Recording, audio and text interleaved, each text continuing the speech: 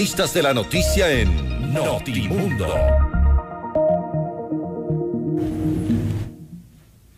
Y a esta hora hacemos contacto con el doctor Diego Ordóñez, consejero de gobierno, para hablar sobre la postura precisamente del gobierno frente a las amnistías otorgadas por la Asamblea Nacional durante esta madrugada. Doctor Ordóñez, muy buenas noches. Fausto Yepes le saluda desde los estudios de FM Mundo. Bienvenido. Muchas gracias, buenas noches y un saludo a todos quienes nos escuchan. Gracias. Bueno, el presidente Guillermo Lasso ya ha reaccionado sorprendido inicialmente y en rechazo a lo que ha ocurrido esta madrugada en la Asamblea Nacional. ¿Cuál es el mensaje que ustedes sienten que llega desde el legislativo hacia el gobierno con esta decisión? Más que al gobierno es a la ciudadanía, ¿no?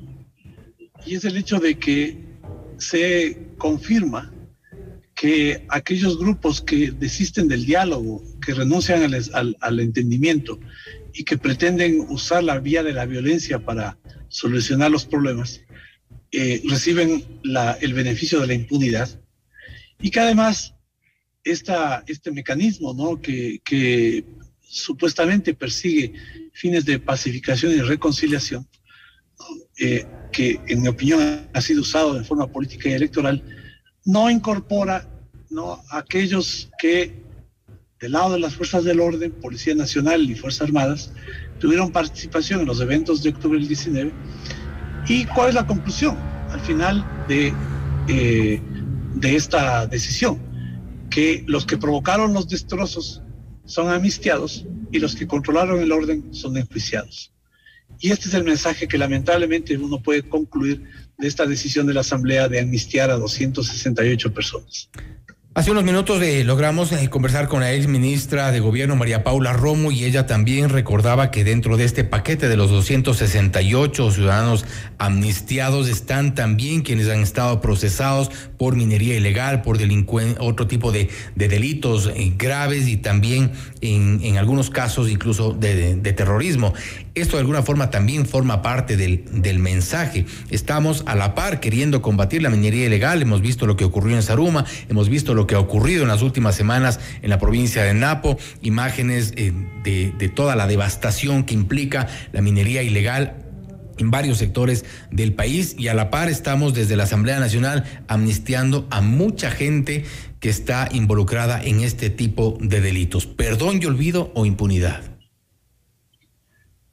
No, lamentablemente en la Asamblea optaron por una votación en bloque, ¿no?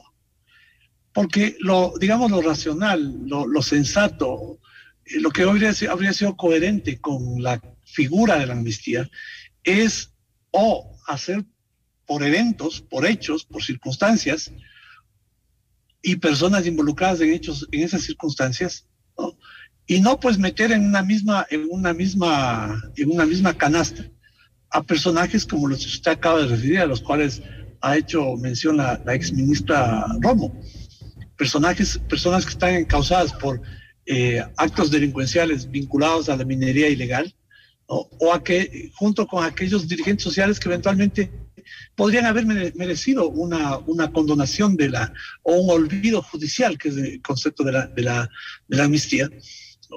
Y mucho peor, añadiendo o involucrando dentro de este paquete único, en una sola votación, a todos aquellos personajes que tuvieron nefasta participación en los eventos de octubre del año 19.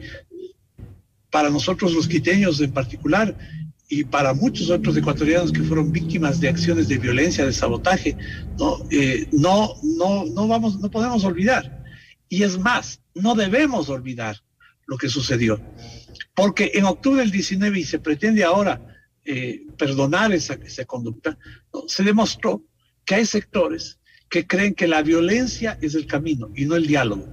Y ese me parece un mensaje político que no puede prosperar en el Ecuador. ¿Cómo podemos, cuál podría ser la lectura de lo que ha ocurrido en estas 2 semanas? Inicialmente el gobierno, de alguna forma estaba el presidente Guillermo Lasso alineado con esta idea de que había un intento de desestabilización por parte de una mayoría que se estaba conformando en la Asamblea Nacional. Él respaldaba a Guadalupe Llori en esta cruzada en contra de las supuestas olas desestabilizadoras. Pero esta vez, lo que parece bastante claro, hubo un pacto para salvar a Guadalupe Llori por parte de esa misma mayoría, cuestionada semanas atrás por el gobierno y ahora alineada con Guadalupe Llori en función de lograr este combo de amnistías. Bueno, yo no puedo sino compartir la extrañeza, ¿no?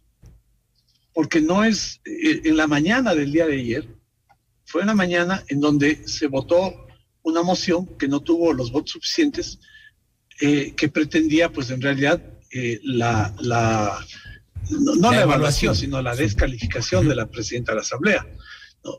Y en la noche, pues, quienes parecían que no tenían pues un mecanismo de encuentro, terminan votando todos juntos en esta votación de las amnistías. Yo comparto la extrañeza y yo creo que aquí hay una responsabilidad política, ¿no?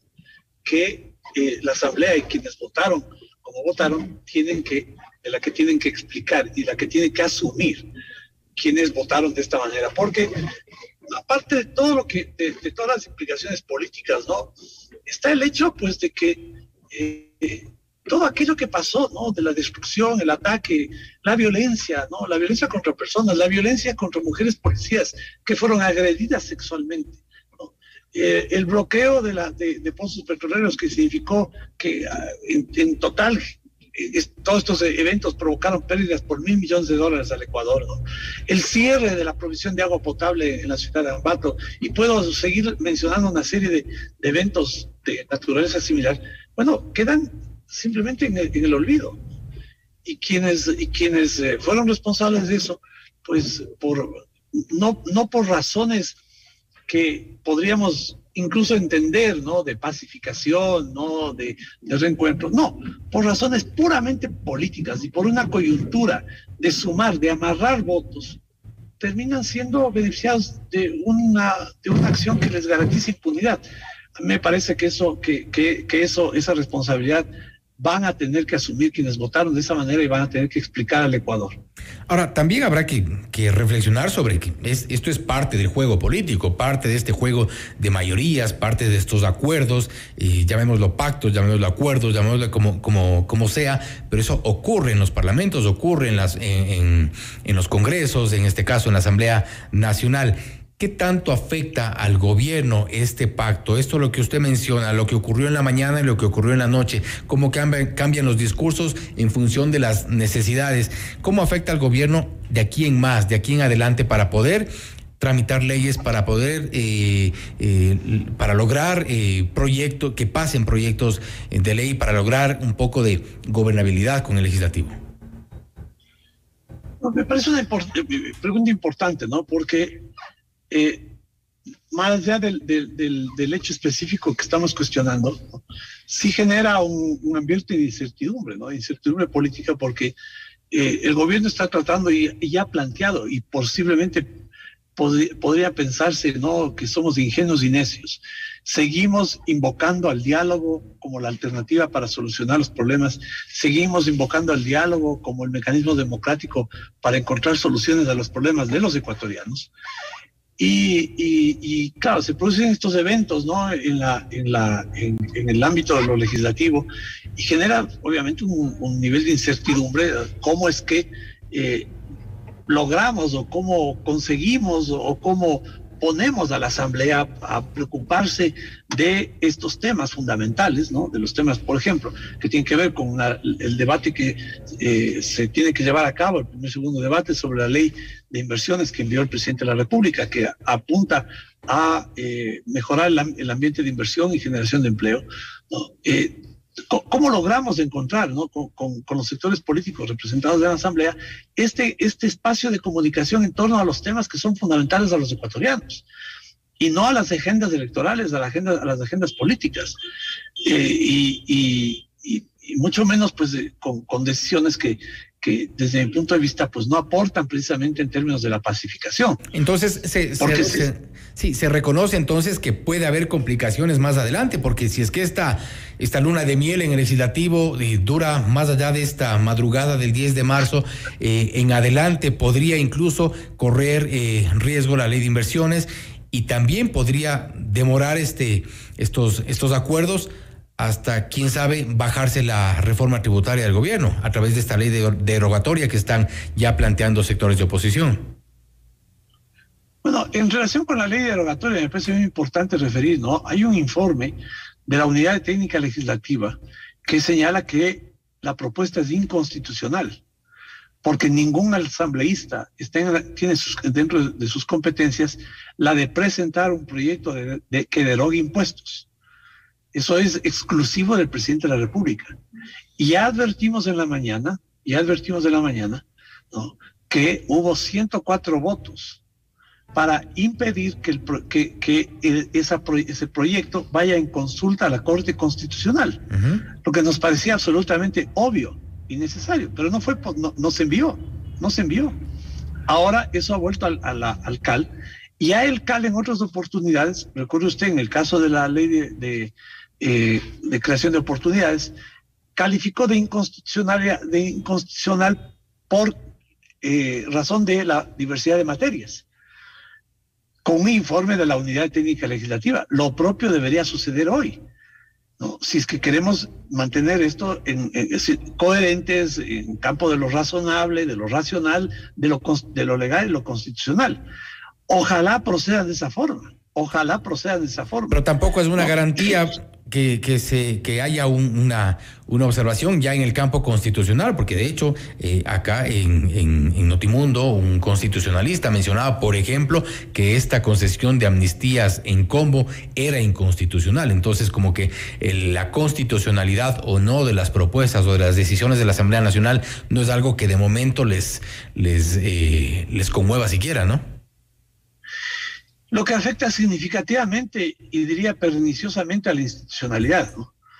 Porque, ¿qué quiere decir eso? Que la Constitución es manipulada, que la ley es manipulada dependiendo de las mayorías, dependiendo de los votos, dependiendo de los intereses, dependiendo a quién perjudique o a quién beneficie. Y esto me parece a mí que es extremadamente destructivo para la democracia. Porque una democracia se sustenta en las instituciones, en la vigencia de la ley, del Estado de Derecho. Y no puede manipularse de esta manera los textos constitucionales, ¿no? Y la forma de proceder de las instituciones, ¿no?, que no se sujetan a la norma de la ley o la norma de la Constitución. Entonces coincido con el argumento, es decir, ahí está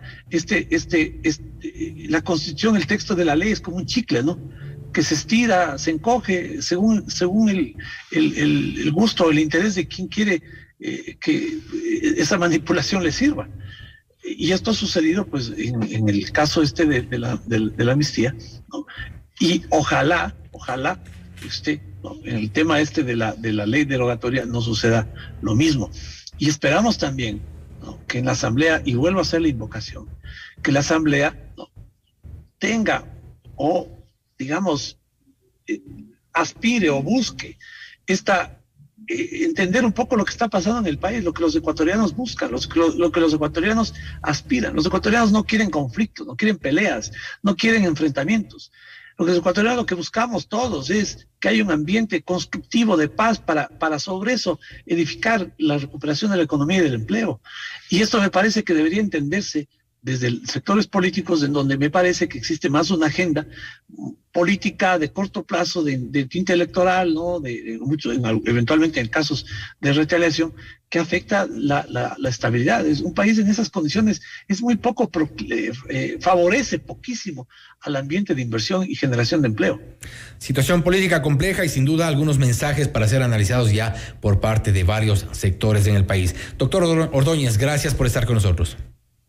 A usted muchas gracias, buenas noches. Gracias, ha sido el doctor Diego Ordóñez, consejero de gobierno, hablando sobre las amnistías concedidas por la Asamblea Nacional en Combo a 268 personas. Habla que el rechazo a esta decisión de la Asamblea Nacional también advierte algunas complicaciones que podría eventualmente tener el gobierno más adelante con el trámite y acuerdos políticos para el trámite de proyectos de ley. Esto es Notimundo Estelar, siempre bien informados.